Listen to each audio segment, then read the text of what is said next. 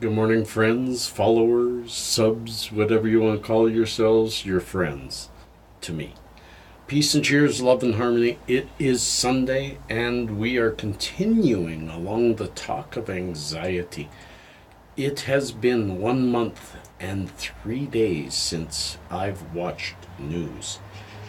I feel like an Alcoholics Anonymous person. My name's Gord Birch, and I'm a newsaholic. It's been 35 days since I partook, and I have to admit that a few days ago I had a peek at my Google News on my phone. I'm sorry. Yeah, folks, I shout out to Tinkerbell, Ottawa area. I really want to thank you. Between you and my son, you're the people that hashtag newsisbadforyou got that going.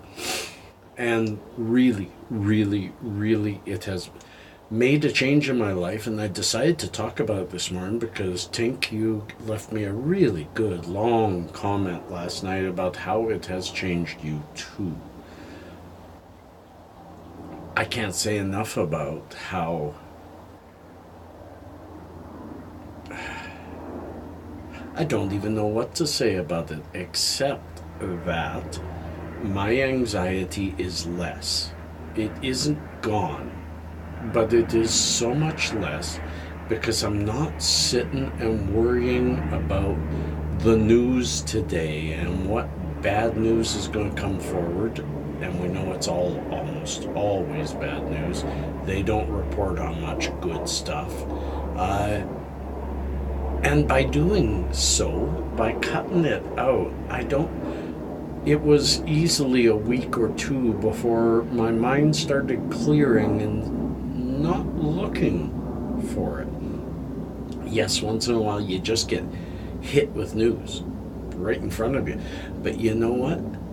In the first couple of weeks I'd get hit with news and I'd want to look it up. I'd want to find it and see what it had to say and study both sides of it and try and decide if I should be worried about it. And 90% of the time you say, I should be worried about it.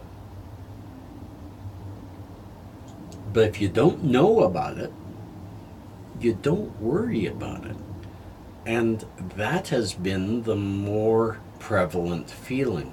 Lately, I get hit with news and I look at it and say, I'm not interested. In fact, a couple of nights ago, my son came across something on his phone and started reading it to me, a news item. It doesn't matter what it's about, my older son. And I just looked at him and said, seriously, no offense, my dear son, but I don't care about that. I don't want to know about that. I don't want to hear about that. Anything but it. Anything but news. Anything but news. Because it's just all such flaky crap that, sure, maybe in an hour-long news show, and there is no hour-long news shows like when I grew up, there's only 24-hour news, but in an hour of the 24-hour news, there might be one or two stories that are close to being true. But how do you discern it? And if you ask anybody, you'll always find somebody who says, no, that ain't true. So, and you'll find other people who say, not only is it true, but they're hiding some of the real truths. You know, it's the rabbit hole that you get stuck in. It's the Mad Hatter scenario that you just go absolutely crazy trying to figure out this wonderland that we live in, and we can't call it wonderland because it isn't all about crazy, kooky, fun stuff. It's about weird propaganda that's trying to get us to stick with our government, and it's just too much, my friends. It's too much, and it wasn't meant for people like us. I don't think it was. Sure, I could have argument after argument on this channel. I could have had this channel blow up because, you know, I studied a lot of political science, and I have an equivalent to a degree in economics from a college, financial mathematics, financial management, all that kind of stuff. So really, I could give a lot of meat to some of these arguments that go back and forth. But it just creates more arguments. I could have grown my channel like crazy, making it that kind of a channel, and I'd still be hit by the demonetization thing because I lean right. But I'm glad I didn't. I started down that path with my channel, and I got so much high anxiety because I got so many people that just absolutely couldn't stand what I was thinking.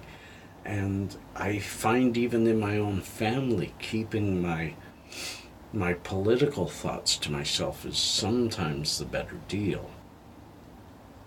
But if you just don't watch the news, on my vacation, I spent some time with my sister. My sister's a year and a little bit older than me, and her and I have always been best of friends. Oh, sure, we've had our outs, but we've always been really close, especially growing up.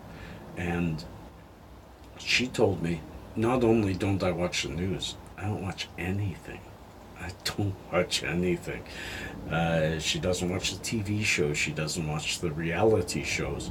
I mean, I couldn't go without my Survivor, but I get it. And she still has anxiety, just like me. We don't get rid of it, but we sure manage it better if we aren't feeding. I mean, if you're trying to keep your fires low, you don't throw a whole bunch of brittle wood on it. You just keep it low. You throw little bits of really wet wood and it'll burn nice and slow. Take it easy with your life that way too. Only accept what you can accept and throw the rest away, because it really isn't going to be the end of the world not knowing it. I have found that. So hashtag news is bad for you. It's a good hashtag to live by, my friends. I'd love to hear more stories of how some of you have escaped it, or maybe some of you may want to start it. Peace and cheers. Love and harmony. Peace.